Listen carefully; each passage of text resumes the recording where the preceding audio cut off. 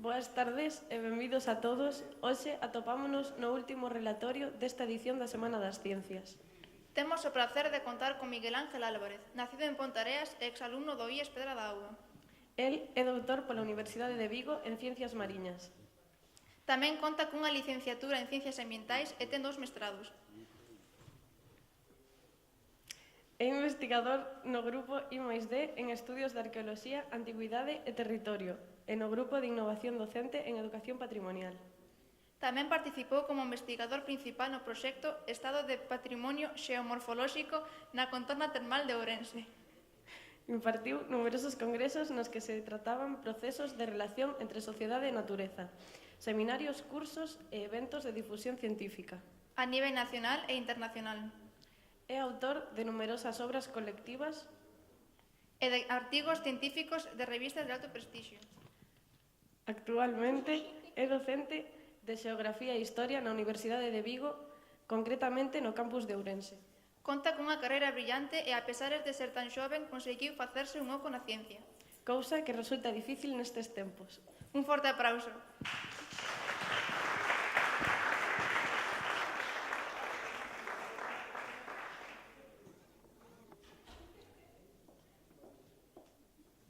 Moitísimas gracias pola amable presentación. Non se lleve o de tan xoven gustoume. Porque, bueno, non é que sea tan novo, senón que me conservo ben. Escuítase ben? Sí. Eu penso que máis que me conservo ben, porque xa, bueno, empezamos a peinar canas e van pasando os anos. Pois eu vou vos falar un pouco hoxe. Bueno, primeiro agradecer ao Concello o convite. Decíalle a Cristina hai un momento que me parece impresionante estas actividades todas que se están celebrando esta semana. E agradecer sobre todo porque os que estamos empezando neste mundo da ciencia ás veces non temos tampouco moita oportunidade de chegar a xente, de chegar á sociedade. Entón, a min vir aquí a falar no meu pobo e falar un pouco do que fago, para min é unha gran honra. Entón, moitísimas gracias, pois, tanto ao Concello como a todos os profesores que están por aí detrás organizando. Cando me dixeron de propoñer un título ou un tema para este relatorio, eu pensei, pois neste tema, este é o título que puxen, Antropoceno, ten aí un interrogante, logo veremos por qué, e ten un segundo subtítulo, que é unha ollada dende os ríos galegos. A primeira parte é un tema que eu non parto deste tema cando empezo eu en investigación, senón o que vou chegando pouco a pouco, é un tema co que me sinto moi cómodo, o tema do antropoceno, seguramente pois pola miña formación como ambientólogo, como pon por aí. E a segunda parte, a de unha ollada dentro dos ríos galegos, xa vou falar un pouco de ciencia pura e dura, espero ser gentil e amable e non provocar moita dor, e xa vai ser esa parte, a parte da miña tesis de doutoramento que defendín o ano pasado na Universidade de Vigo. Ben, para empezar, eu quero remontarme aos maravillosos anos 60. Nos maravillosos anos 60, pois había uns melenudos británicos que estaban invadindo o mundo coa súa música e o tempo do rock contestatario, o rock como canción protesta, música protesta. Temos tamén nesa época a Guerra de Vietnam, xurde en Estados Unidos un movimento que se enfronta a esta Guerra de Vietnam, que é o movimento hippie, que se vai estendendo tamén polo mundo e que acaba coa Revolución do 68 en Francia. É un tempo de revolucións sociais, pero tamén é un tempo de revolucións tecnolóxicas. Os seres humanos chegan á Lúa, moitos poden ver este acontecemento en directo por medio deste invento que empeza a popularizarse, que está en moitos fogares. Tamén é o tempo no que se inventan os primeiros videoxogos, ou no que nace o que despois sería o xerme do que despois sería o que hoxe coñecemos como Internet. Pero tamén é un tempo de revolucións políticas. En esta década hai políticos que van deixar a súa pegada na historia, da talla de John Kennedy, de Martin Luther King, de Ernesto Che Guevara ou Fidel Castro, de Mao Zedong ou Nikita Khrushchev, de Indira Gandhi ou de Xoán XXIII. É un tempo de revolucións e é un tempo de revolucionarios. E a ciencia tampouco se queda aparte nestas revolucións e nestes revolucionarios. E xurde un movimento, o que algúns chaman a revolución ambiental ou o movimento ambientalista, que xurde dende a ciencia e que se vai expandir a sociedade, vai ter un gran apoio social. Eu aquí quería destacar a dúas persoas. Por unha parte, a Rachel Carson e por outra parte, a Claire Patterson. E quero destacalos porque os seus traballos máis ou menos científicos, foron un fito que provocaron un cambio na mentalidade da sociedade que despois tamén se traduciu nun cambio político. Rachel Carson é bióloga mariña, Claire Patterson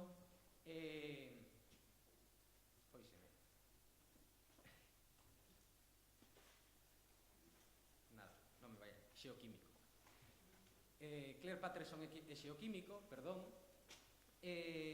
Rachel Carson é escritora de divulgación científica, ela empeza como investigadora, pero pouco tempo despois ela dedícase a divulgación e ten varios bestsellers, ata que escribe un libro, este que temos aquí, Primavera Silenciosa, que algúns o consideran un dos libros máis influintes do século XX, e que é o primeiro libro, está considerado como o primeiro libro sobre impacto ambiental escrito na historia da humanidade.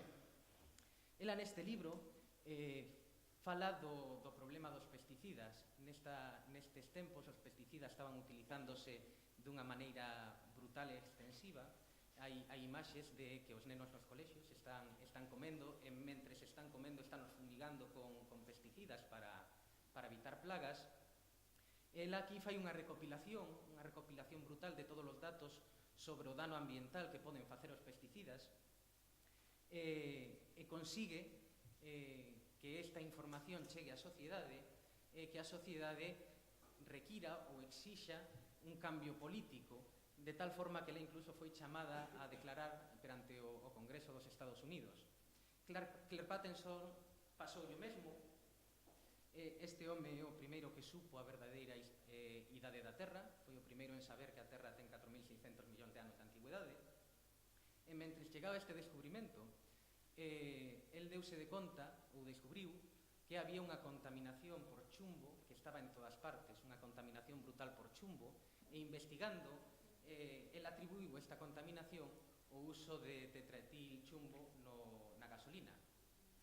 Isto tamén lle trouxo moitos problemas, tamén tivo que testificar ante o Congreso dos Estados Unidos, e ambos os dous se tiveron que enfrentar de alguna maneira o establishment ou o poder económico, porque eran tanto a industria dos pesticidas como a dos carburantes, a dos combustibles fósiles, eran dúas industrias moi potentes na época. E isto trouxolles moitos problemas. Por sorte, Claire Patterson viviu para ver os froitos dos seus traballos.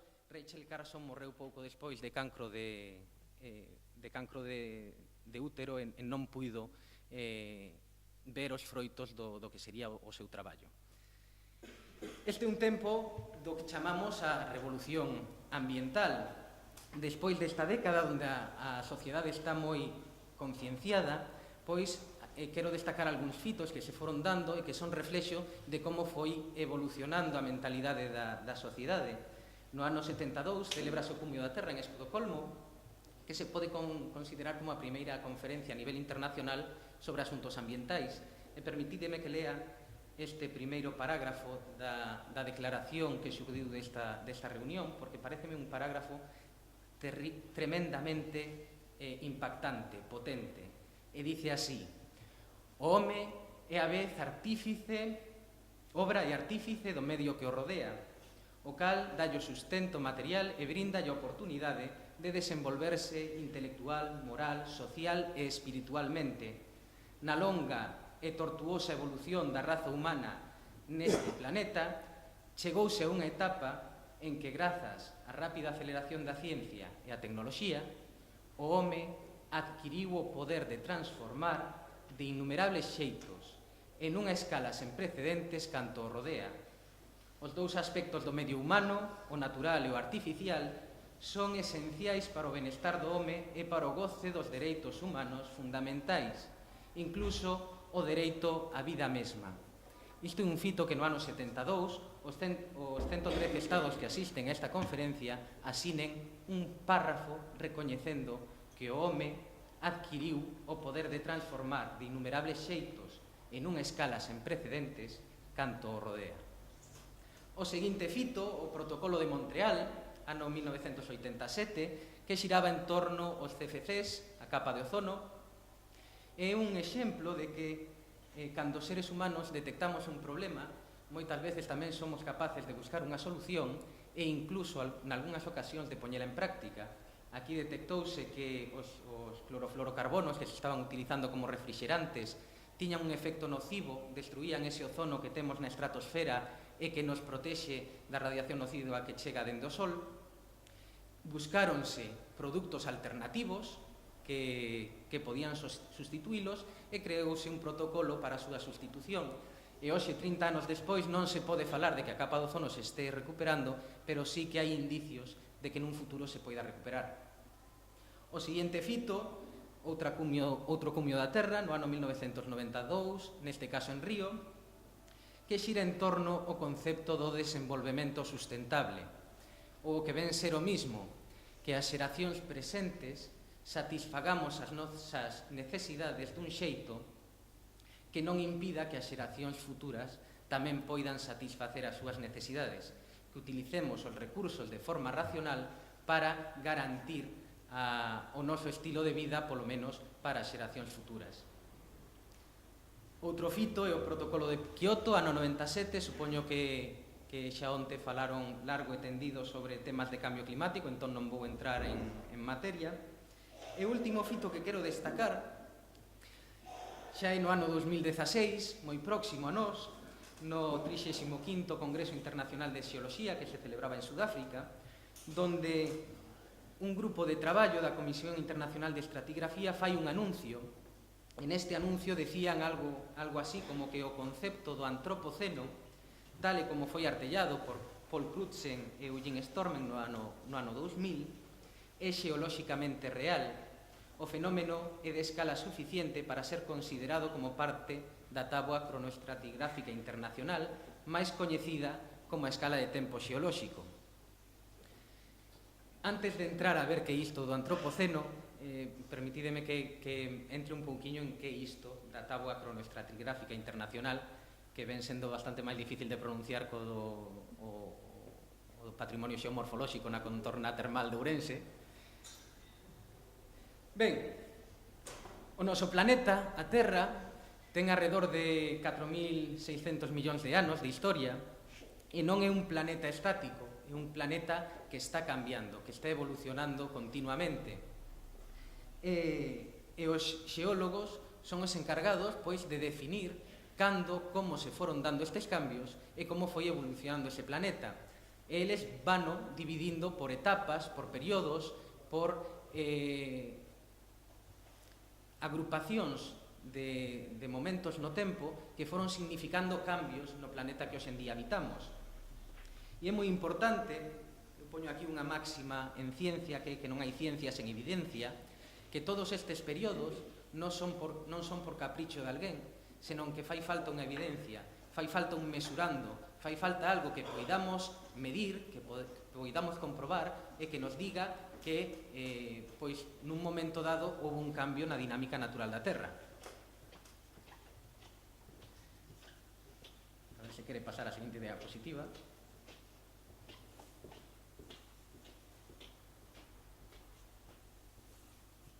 Que non quero darlle máis...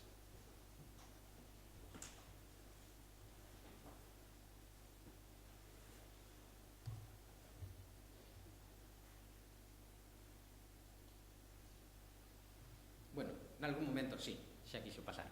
Ben, e de onde vamos a sacar estas evidencias? Ben, estas evidencias que necesitamos para construir a historia do planeta vamos a sacar, por exemplo, en primeiro lugar, das rochas que temos na codia terrestre.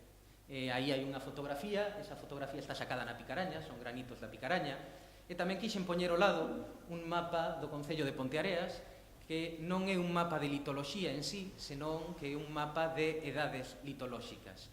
E vemos aí en amarelo que temos depósitos de sedimentos que se foron acumulando nos últimos 10.000 anos. Vemos en verde e en vermello son rochas graníticas. A diferencia é que as rochas que están en verde teñen un pouco menos de 300 millóns de anos de antigüedade, entre 280 e 290 millóns de anos, e as rochas que están en vermello teñen algo máis de antigüedade, entre 300 e 320 millóns de anos. E despois hai unha pequena formación, non se distingue moito, é aquela non sei se aquí sí, miras o ratón por aí, esta formación en azul, que son xistos que veñen máis ou menos do Concello de Pazos de Borbén, que xa teñen unha antigüedade de entre 400 e 440 millóns de anos. Entón, como vemos, as rochas que temos aquí no Concello que forman o medio físico xa nos están dicindo que houve varias etapas na formación deste medio que hoxe habitamos. Pero tamén hai outros tipos de rexistros. Hai as rochas sedimentarias, esa fotografía é unha fotografía do Courel, non sei se se identifica moi ben. Isto que vemos por aquí, que está como bandeado, é un antigo fondo mariño. Son sedimentos que se foron depositando durante millóns de anos, que por acción da presión do océano e da gravidade se foron compactando e converteronse en rochas sedimentarias, que despois, por procesos de oroxénesis e de tectónica de placas, suben á superficie. Estas rochas suben á superficie máis ou menos hai 300-310 millóns de anos, cando chocan os dous supercontinentes que forman despois o Panxea. Non sei se vos sona. Sí. Ben, e tamén hai outros tipos de rexistros, como son as testemunhas de sedimento, e como se collemos eses sedimentos que se están acumulando nos fondos mariños, nos lagos ou nos esteiros, e sacamos unha columna. Os máis antigos están debaixo, os máis novos están máis arriba. Por lo tanto, se sacamos unha columna, temos un rexistro temporal de todo o que foi acontecendo. E despois tamén están as testemunhas de xeo, que son moi interesantes. Supoño que algún lle sonará de ver nalgúna película que está o científico alá na Antártida cun barreno sacando estas testemunhas de xeo para estudalas. É o mismo que as rochas sedimentarias.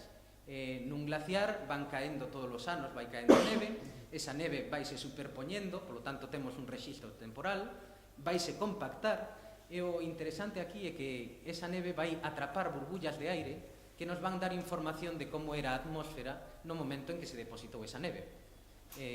Moitos dos traballos que hai sobre como era a atmósfera no pasado, cando se fala de cambio climático, por exemplo, son a través destas testemunhas de xeo. E aquí, bueno, poño outra máxima destas que utilizamos ás veces na ciencia e que son moi repetidas, que afirmacións extraordinarias requiren evidencias extraordinarias. Para nos dicir que ocorreu un cambio na historia da Terra, fainos falta esa evidencia. Entón, aquí trai un exemplo dese tipo de evidencias, é un dos máis coñecidos, o límite KT, que é esa banda máis ou menos negruzca, que ten tamén unha banda branca por debaixo, no medio dunha roca sedimentaria. Eso está definida como unha capa enriquecida en iridio, e é o resultado dun meteorito que hai 66 millóns de anos chocou na Terra pola zona máis ou menos do Golfo de México e que acabou coa vida dos animales que dominaban a Terra naquel momento, que eran os dinosauros, e deu a posibilidade aos mamíferos de que colonizaran e que se desenvolveran para que despois foran dar lugar ao que somos nos agora. Este é un dos máis coñecidos, pero os xeólogos van construindo toda a historia da Terra desta maneira, mediante evidencias, e as resumen neste documento, é un documento de síntese, no que se resume toda a historia da Terra, dende alá ao principio nas zonas vermellas hai 4.600 millóns de anos, ata anterdonte ou onte, que estaríamos, tal e como está hoxe, no Holoceno. Se recordamos, aquel grupo de traballo do que falaba eu antes, decía que o antropoceno era xeolóxicamente real e que o fenómeno de escala suficiente para ser considerado como parte da táboa cronoestratigráfica internacional. Hoxe en día o oficial é que estamos no Holoceno, pero a proposta, por iso antes no título puño do antropoceno con un signo de interrogación, a proposta é dicir que xa acabou o Holoceno e que xa entramos nunha nova época, que viría a ser o tempo no que nos atopamos agora, e onde hai un pouco de controversia en cal sería a súa data de inicio. Hai varias posibilidades. Recordemos o que vimos ata agora. No ano 72, a Declaración de Estocolmo decía que o home adquiriu o poder de transformar de innumerables xeitos e unha escala sen precedentes canto rodea, e despois este grupo de traballo que nos decía que o concepto de antropoceno, tal e como foi artellado por Paul Crutzen e Eugene Stormer no ano 2000, é xeolóxicamente real. Ben, estes que están na fotografía son Crutzen e Stormer, e eles no ano 2000 publican este artigo que vemos aí a cabeceira, o antropoceno, no que dicen que para eles que parece máis que apropiado enfatizar o papel central que ten a humanidade na xeoloxía e na ecoloxía, propoñendo o uso da palabra antropoceno para a época xeolóxica actual, para esa proposta de nova época xeolóxica. Alejandro Carreta, que é este que temos aí tamén na fotografía, é o único membro español deste grupo de traballo do que estamos falando, e ele en declaracións, creo que eran o País, se non me equivoco, hai 2 anos, el decía que ya hemos cambiado la Tierra, el antropoceno es el momento en que los humanos conseguimos cambiar el ciclo vital del planeta cuando los humanos sacamos al planeta de su variabilidad natural. Que sería isto do antropoceno? O antropoceno é esa época na que unha especie, o Homo sapiens, os seres humanos, se convertiron na forza de cambio global do planeta. A maior parte do cambio está debida aos seres humanos. Pero estratigráficamente iso non é importante. O importante é o que dicen estes 2 autores, Lewis e Masling, que fan unha revisión moi boa sobre o termo de antropoceno e o publican en Nature no ano 2015. Eles dicen que a actividade humana agora é global e que é a causa dominante da maior parte dos cambios ambientais que hai no planeta. Que o impacto da actividade humana vai ser probablemente observado no rexistro estratigráfico xeolóxico durante millóns de anos no futuro. Isto é importante cando falamos de xeoloxía. Non que agora estamos sendo cambio global, senón que un hipotético xeólogo de dentro de 10, 20, 30 millóns de anos vai a topar nas rochas sedimentarias que se están formando hoxe en día unha evidencia de que aí houve un cambio. Así que eles tamén dicen que este feito xuxire que unha nova época xa comezou.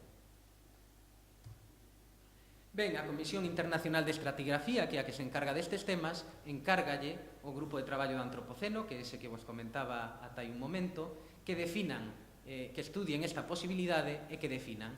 E o que fan eles no ano 2016 é que van a propoñer a inclusión do antropoceno nestes termos. Primeiro, eles pregúntanse se o antropoceno é estratigráficamente real, se hai evidencias, e dos 35 membros, 34 votan que sí. Pregúntanse despois se se debe formalizar esta época na escala de tempo xeolóxico, e dos 35 membros, 30 votan que sí, e despois tamén votan por cal sería a evidencia primaria. Iso que vamos a poder ir nos ao campo, medilo e decir, sen ningunha dúbida, aquí comezou o antropoceno. E, por maioría simple, ganan os isótopos de semidesintegración do plutonio, que moitos deles son materiales que non existían na natureza e que aparecen na natureza unha vez que os seres humanos detonan as primeiras bombas nucleares no ano 1945. Entón, xa introducido o antropoceno, todo isto era introdución, vou falar un pouco do meu libro. Esta é a miña tese de doutoramento, está por aquí, literalmente estos son os últimos 5 anos da miña vida. Está a miña familia por aí, algúns amigos que poden dar testemunho de que pouco máis fixen durante os últimos 5 anos. A verdade é que me sinto bastante orgulloso dela. Nesta tese, o seu título este de achegas continentais á zona costeira, alteracións naturais e antropoxénicas dos fluxos bioxeoquímicos fluviais e a súa trazabilidade no compartimento sedimentario, espero non ter que repetilo nunca máis. Nos traballos para esta tese estudamos un total de 9, 10, 11 ríos galegos, a maioría deles pequenos ríos. Ao final, solo 9 se incluíron na teses, porque, bueno, está publicada na modalidade de compendio de publicacións, entón algunhas cousas ainda non estaban publicadas. Bueno, os ríos son eses que hai aí no mapa. E volvamos a recordar tamén isto que vos decía do antropoceno. Este grupo de traballo decide poñer o inicio do antropoceno no ano 45, tomando como evidencia principal eses isótopos que se crean nas explosións nucleares. É moi importante a extensión xeográfica. Eles definen que son moitos pequenos eventos locales. Os que definen o antropoceno, ou o inicio, son moitos pequenos eventos locales que teñen un impacto global. Non é, como falábamos antes, dun meteorito que de repente ten un impacto brutal, un simple feito ten un impacto brutal no planeta, senón que aquí estamos falando de moitos pequenos eventos de contaminación, de presión humana, que son os que van a provocar ese cambio que sí que vai a ser global. Como marcador primario, eles collen os radionúclidos do plutonio, e despois tamén hai outros auxiliares que van ir acompañando a estes indicadores, como poden ser componentes do cemento que non existían na natureza, ou non o cemento como coñecemos agora mismo, aluminio non combinado que non existe na natureza, está en minerales pero non como vemos agora nas latas, por exemplo, os plásticos que tampouco existen na natureza ata que os seres humanos os sintetizan, os tecnofósiles, logo non teremos tempo, pero se alguén lle interesa o termo, a min un termo que me gusta moito, unha das miñas posibles futuras vías de investigación donde me gustaría seguir, o tema dos tecnofósiles. E despois tamén falan do chumbo e de outros metales. Chumbo e outros metales que sí que existían na natureza, pero a partir de que se xeraliza a industrialización a mediados do século XX, máis ou menos, estes metales empezan a chegar ao medio ambiente nunhas cantidades brutales sen precedentes na historia da Terra. Entón xa paso, vaya por Dios. Bueno, vou ter que describir eu a gráfica porque debe ser o cambio no programa.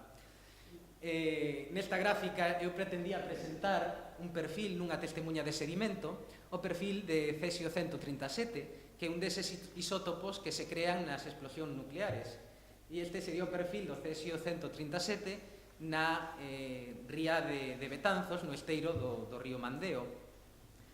Non se ve na gráfica, pero sí que se vira, veríamos que pois nesta zona, por debaixo dos 25 centímetros de profundidade, non existe, non aparece este isótopo, empeza a aparecer por riba destes 25 centímetros, e eses 25 centímetros a xeocronoloxía márcanos que son arredor do ano 1950, a primeira proba nuclear foi no 45. E tamén aparecería un pico un pouco máis arriba, máis ou menos por esa zona que a xeocronoloxía o marcaría arredor do ano 1986, que coincidiría co accidente nuclear de Chernóbil e unha liberación brutal e masiva de elementos radioactivos á atmósfera que despois se foron depositando por todo o globo. Unha pena que non se vexa porque sí que se veía moi ben na gráfica e supoño que o resto das gráficas tampouco se van a ver moi ben. Vamos a intentar sobrevivir. Ben, bueno, esta mírase bastante ben. Ben, este é un segundo exemplo, xa un exemplo de un pequeno impacto local no esteiro do Río Grande de Xuvia, na ría de Ferrol. Aquí poño o exemplo do cobre. Teño tamén esas liñas que se ven abaixo, en verde, en laranxa e en azul, son as rías de Cedeira, Betanzos e Ares, porque son a referencia natural, sen contaminar, e en negro está o que atopamos na ría de Ferrol. Está moi relacionado, pois, coa actividade que durante moitos anos houbo de construción naval. A construción naval empeza primeiro militar na ría de Ferrol no ano 1750, neste tempo que nós temos estudiado, pois no 1908 empeza a construción moderna de buques, e como vemos, todas esas pequenas cambios que houbo nesta industria sí que van a ir estando marcados pola liña que vemos aí do cobre. Esa cousa que cae de repente abaixo non debería caer, debería seguir máis ou menos a mesma tendencia. E vemos que vese moi ben pois cando se reestructura a actividade, que se empeza a contaminar menos, ata entón é en aumento a contaminación que está chegando á ría. A partir de aí vemos moi ben que houve un momento no que se detén a fabricación de buques militares, entón aí hai un pequeno baixón, despois se recupera e volve a subir. E vemos como cando a industria se para, de repente a contaminación cae e acércase o que serían valores naturales ata que se reactiva, que volve a subir un pouco.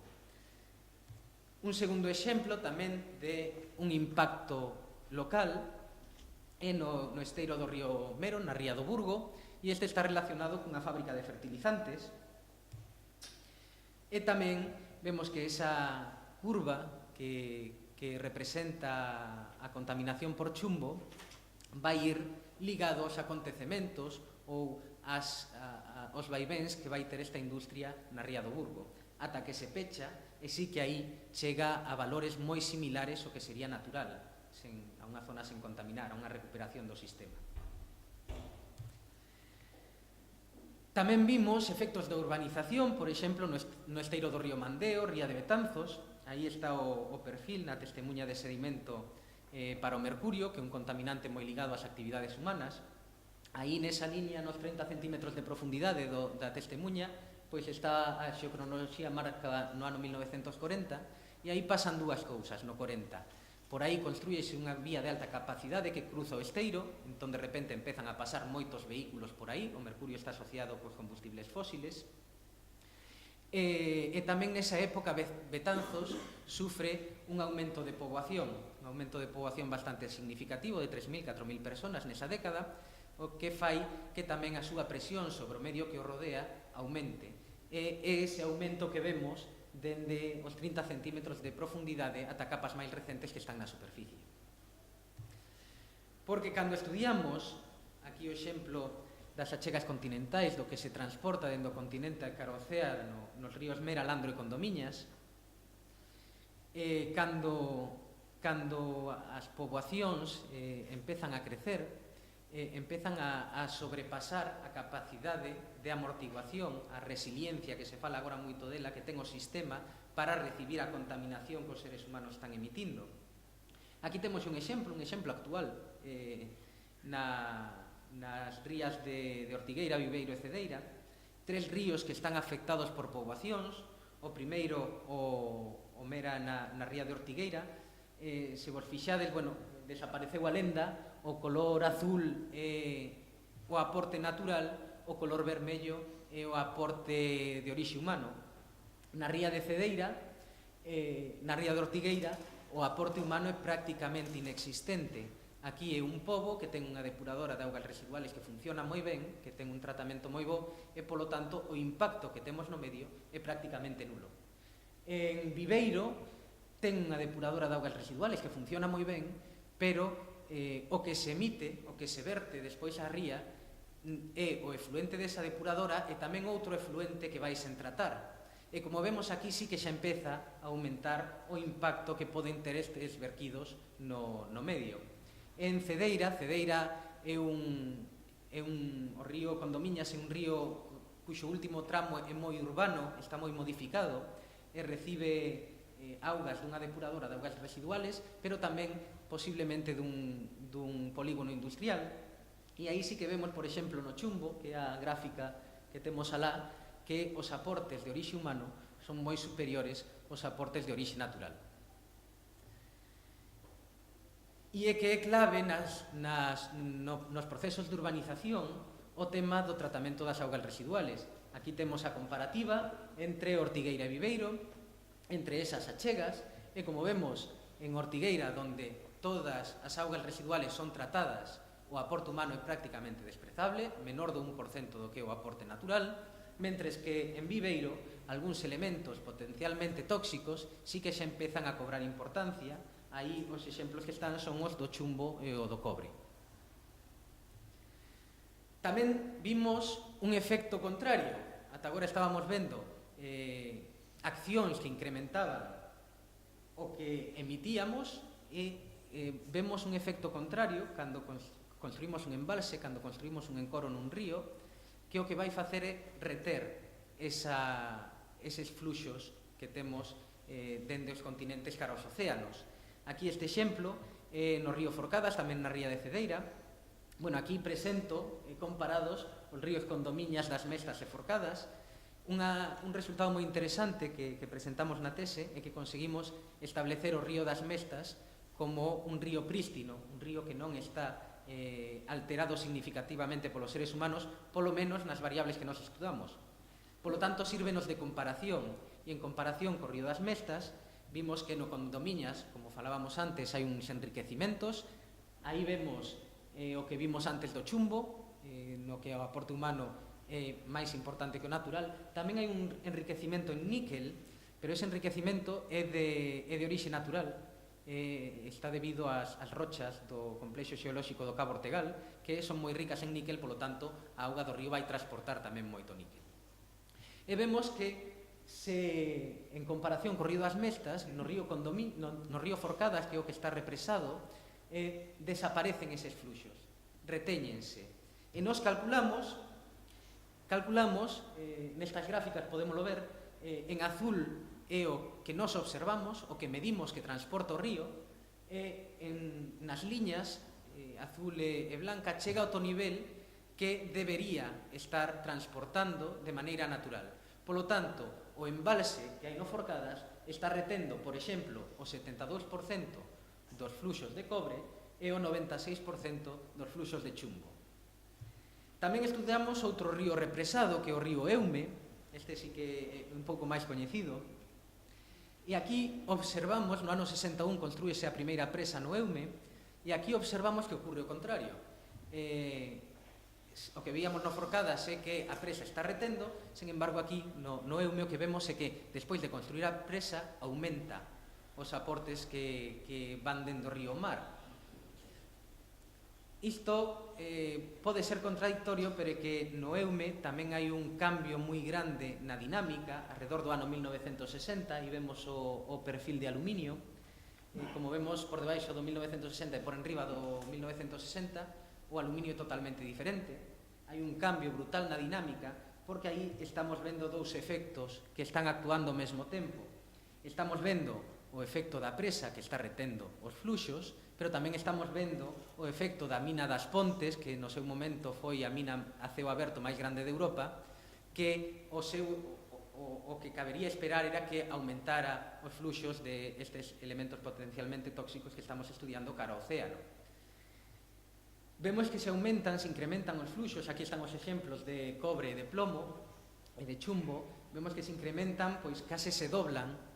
Se vemos o que pasaba no río Forcadas, onde se reteñen entre o 70 e o 96% dos fluxos, de non existir as dúas presas que hai no Eume, podemos imaginar como sería ese aumento no río Eume na actualidade. Sería dunha magnitude moitísimo maior. Tamén vimos algúns cambios nos usos do solo, e aquí non aparece a gráfica. Vaya por Dios. Bueno, vou a tratar de explicar eu. Aí había unha gráfica tamén dunha testemunha de sedimento na que se mostraba as concentracións de carbono orgánico. Estarían as rías de Ares e as rías de Betanzos, donde as concentracións de carbono orgánico van disminuindo un pouquiño en profundidade, e estaría a ría de Cedeira, o estuario do río das Mestas, donde a concentración de carbono orgánico aumenta en profundidade. Algo totalmente contrario ao que vemos nas outras dúas. A isto estivemos dándolle voltas máis ou menos alrededor de 3 meses, porque non encontrábamos explicación, porque o normal é que disminúa en profundidade. Ese carbono orgánico vaise mineralizando e convirtese en carbono inorgánico, entón o normal é que disminúa en profundidade. Sen embargo, en Cedeira estábamos vendo que aumentaba en profundidade. Estivemos dándolle voltas, a verdade, consultamos a moita xente, consultamos moita bibliografía, non encontrábamos unha explicación. E un día estaba eu en clase, estaba preparando unha práctica que fago cos alumnos de primeiro, que traballando coa fotografía aérea do ano 56, cando o réxime de Franco se abre o mundo da man dos americanos, os americanos que tiñan intereses na Península Ibérica, sobre todo niso da Guerra Fría que tiñan con a Unión Soviética, o primeiro que fan é sacar os avións e fotografiar todo o territorio. Entón, hoxe en día, temos esas fotografías que son unha fonte de información brutal. Temos toda España unha resolución moi boa, fotografiada no ano 56-57. E eu estaba traballando con esa fotografía aérea, preparando unha práctica, e precisamente estaba traballando na ría de Cedeira. E son esas dúas fotografías que temos aí. E dinme de conta, non sei se aprecia moito na fotografía, que no ano 56-57, unha gran parte do territorio estaba ocupada por cultivos, por pastizales. A maior parte do territorio estaba ocupada por usos agrícolas, usos gandeiros, mentres que se vamos a consultar a ortofotografía do PNOA, que é a que temos arriba, do Ministerio, no 2012, unha gran parte, o que temos nas dúas fotografías é a mesma área xeográfica. unha gran parte deses terreos que estaban dedicados a cultivos e que estaban dedicados a pastizais se converteron en plantacións de eucaliptos. O cambio é brutal. Buscando información sobre se esta podería ser a causa dese perfil que veíamos, sí que atopamos que unha zona de pastizal, unha zona de cultivos, emite o solo moito máis carbono orgánico que unha zona boscosa. Esa emisión ao solo despois vai pasar polas augas de chuvia aos ríos e por iso veíamos que aumentaba o carbono orgánico en profundidade. En realidade, esa gráfica que nos tería que estar mostrando así, un aumento en profundidade, nos está enseñando como foi cambiando esa zona xeográfica dunha zona dedicada, sobre todo, a unha gandeiría e agricultura de subsistencia para pasar a dedicala principalmente á produción intensiva de madeira, sobre todo eucalipto. Pero bueno, os seres humanos que moitas veces somos nocivos para o medio que nos sustenta e que nos rodea, tamén temos cousas boas. O que decía antes, ás veces detectamos problemas, cando detectamos problemas somos capaces de buscar solucións e moitas veces esas solucións tamén somos capaces de poñelas en práctica. Entón aquí traio outro exemplo, un exemplo no esteiro do río Umia, na ría de Arousa. Arousa está moi de moda agora nestas datas. Pois aquí é unha zona protexida, é unha zona que está na Rede Natura 2000 en diferentes formas, pero tamén disfruta dun carácter de protección superior, é un humedal de importancia internacional, incluído no convenio Ramsar. O que observamos aquí é que nun muestreo que fixemos no ano 99, eu ainda non estaba ali, fíxose no ano 99, eu traballei os datos solo, que é o que se representa nas gráficas en color vermello. Viuse que había contaminación por cromo, cobre, níquel e chumbo nesta zona de importancia internacional. Entón, no ano 2014, nos decidimos que igual estaba ben facer outro muestreo para ver cal era a situación actual do humedal. E o que se presenta en color amarelo nas gráficas, o muestreo do 2014, donde vemos que, bueno, algúns elementos dos que estudamos prácticamente non cambian, o cadmio, o cobalto e o zinc. Iso é porque tanto no 99 como no 2014 estaban cercanos á súa concentración natural, pero que eses que decíamos antes, cromo, cobre, níquel e chumbo, de repente baixa moitísimo a súa concentración nos sedimentos, chegando a valores que están moi cercanos ao que sería o seu valor natural. E que pasou aquí para que se recuperara desta maneira moi notable o sistema?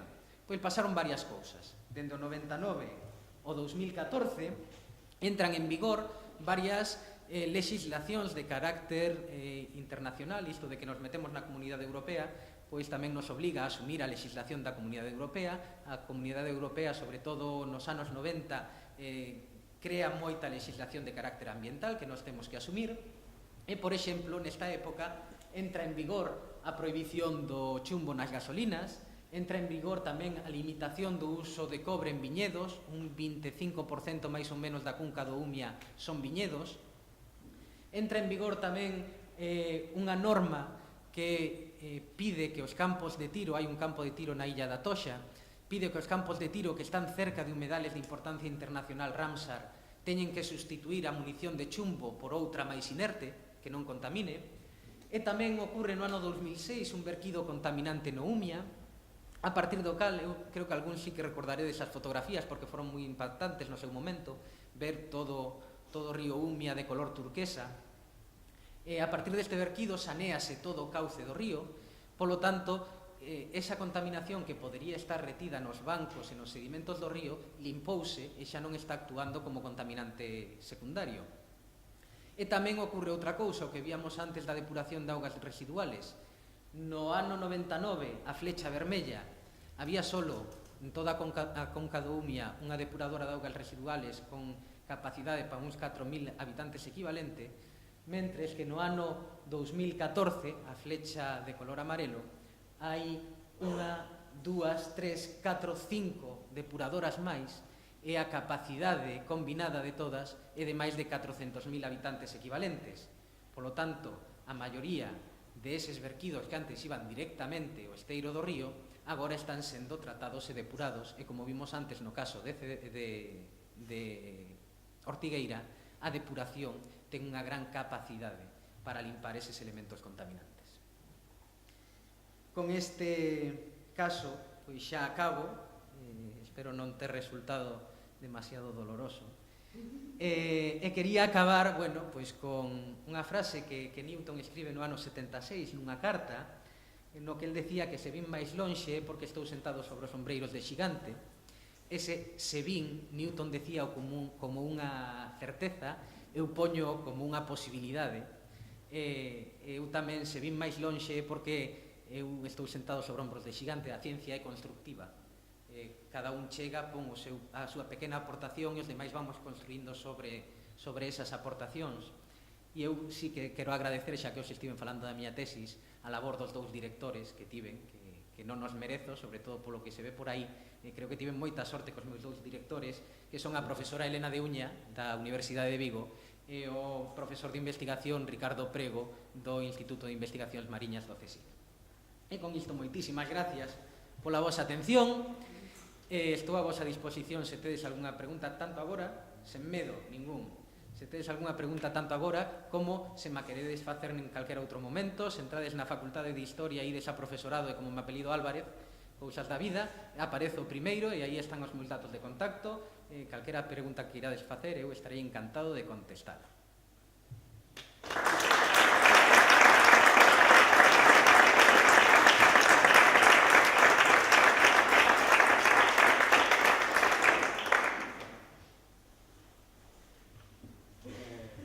Sí, por ali hai unha man. O que comentabas o carbono, non sei se entendí moi ben, pero en principio entendo que máis árbores, menos liberación de carbono nos ríos, non? Sería algo así, e máis agricultura, máis liberación de carbono nos ríos. Sí. Ben, claro, presentas un caso particular, pero en Galicia o abandono rural foi enorme, non? Sobre todo Lugo, Ourense. Digo, vamos, sería extrapolable a outros puntos, seguramente. Sería extrapolable. Aí presentaba... E outro matiz, que logo sobre a marcha, os incendios, como afectaría isto? Vale, son dúas cousas. Sí. Aí, en realidad, o que pasa é que a gráfica non se veía, sinto moito, estaba presentando 3 casos. O que se observou en Cedeira, en realidade non se observou en Ares en Betanzos. Por qué? Porque este cambio non é tan acusado en Ares en Betanzos, e en Ares en Betanzos hai outras fontes de carbono.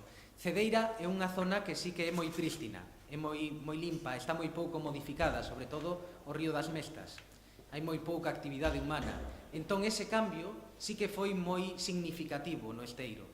Noutros sitios igual non é tan significativo porque hai outros aportes. Sobre todo as poboacións sí que son un gran aporte de carbono orgánico. En canto aos incendios, eu creo que a anterior vaga de incendios fora no ano 2006, se non me equivoco, cando tamén a zona de Vigo sufrira moito, a zona do Barbanza tamén. Eu creo que todos os mariscadores da Ría da Arousa recordan ese ano con temor, e cando viron este ano a vaga de incendios tamén empezaron a temblar. Eu non teño ningún estudio feito sobre incendios, pero sí que nas rías ou nos esteiros, que son moi productivos, a colmatación polas cinzas dos incendios sí que son un grave perxuicio para a vida, sobre todo para a vida dos sedimentos, como poden ser as ameixas ou as navallas que están crecendo nos sedimentos. Non teño datos para aseguralo, habría que facer algún estudio, pero o impacto da última vaga de incendios, por exemplo, eu penso que o veremos ou empezaremos a coñecer o ano que ven, cando empece a salir algún estudio sobre o tema. Mais preguntas? Non sei se contestei. Sí, era iso, gracias. Algúnha pregunta máis?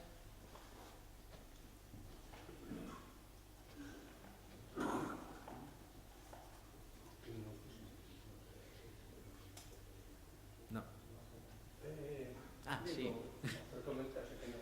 Por favor. Se me acorda, falando de incendios e de situacións ambientalmente moi graves sufridas en este país, acordóseme agora a cuestión do Si hai algún estudo feito sobre cual é a mostra pegada se hai pegadas aí no Prestige. Sobre o Prestige, houve moitísimos estudios despois do accidente. Moitísimos, a patadas. Porque ademais a min coincidiume que foi xusto nas primeiras prácticas que fixen no Instituto de Investigacións Mariñas, era o boom, porque parece ser que de repente non sei con que motivos había cartos para investigación nese tema. Eu falo polo que lín, non son un experto no tema, porque eu quedo nos esteiros e vou un pouco para arriba nos ríos, e o Prestige en realidade non chegou a entrar moito nas rías, e a pegada sí que hai un par de anos se atopou que quedaban pequenas partes, eu creo que na zona das Illas Cíes, na zona exterior, e non recordo de ter lido ningún traballo actual sobre o tema que fale da pegada do Prestige. Os esteiros, como non chegou a Marea Negra, aí non atopamos nada. Non sei que máis non podo decir porque non teño datos. Pero hai moitísimos estudios do principio, dos meses posteriores ao verquido. Sí. Os tecnofósiles. A mí un tema que me gusta moitísimo. Resulta que cando estábamos con ese proxecto do estado xeomorfolóxico na contorna termal da cidade de Ourense, unha das cousas que fixemos é que fomos a retirar sedimentos para estudialos, e retiramos sedimentos dunha cavidade rocosa. Empezamos a quitalos, pois máis ou menos estratificados, para ter tamén unha secuencia temporal. E empezamos a sacar cousas do medio.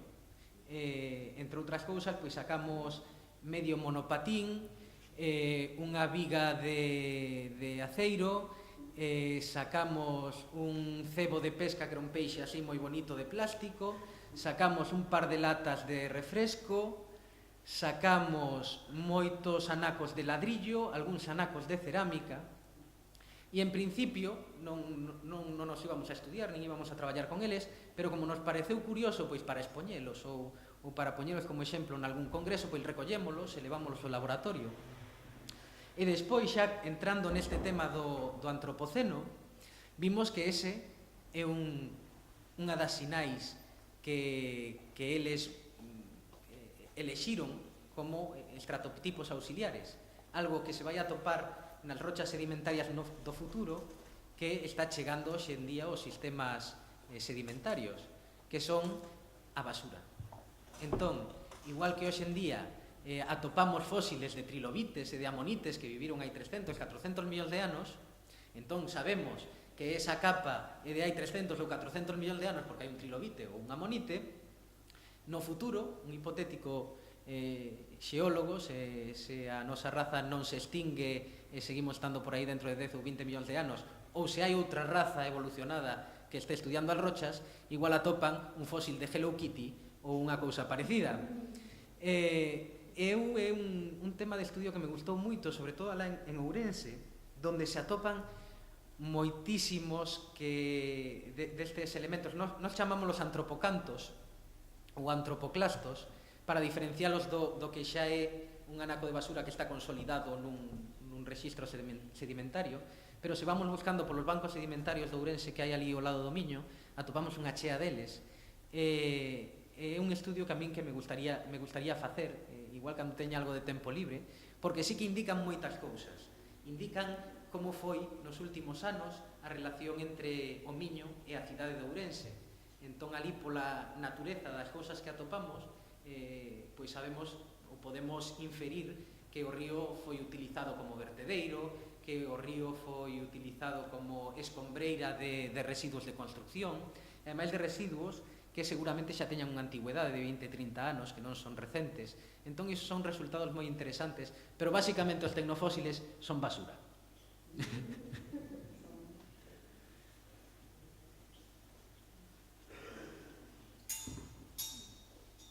Se non hai máis preguntas xa podemos. Non sei se foi dolorosa a cousa. Eu quero facer unha pregunta. Vamos facer unha pequena enquisa aquí, dos que estamos aquí agora mismo. Cantos ouvemos falar antes de hoxe do termo este de antropoceno?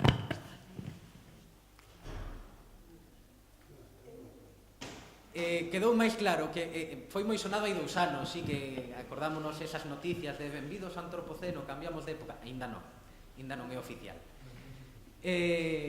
A idea que tiñamos antes de hoxe era parecida a que expuxen eu, ou hai algún profesor de xeoloxía? Non. Bueno, ben, entón non se me pillou moito se metín a pata. Era unha idea similar ou... Sí. Bueno, os seres humanos somos a principal causa de cambio climático, de cambio ambiental.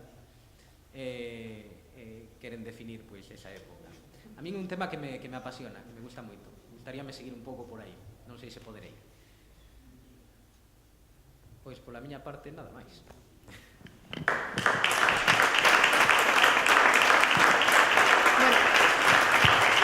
Moitas grazas por asistir hoxe aquí connosco e mañá esperamos vos na Feira das Ciencias que terá lugar no Centro de Pontareas.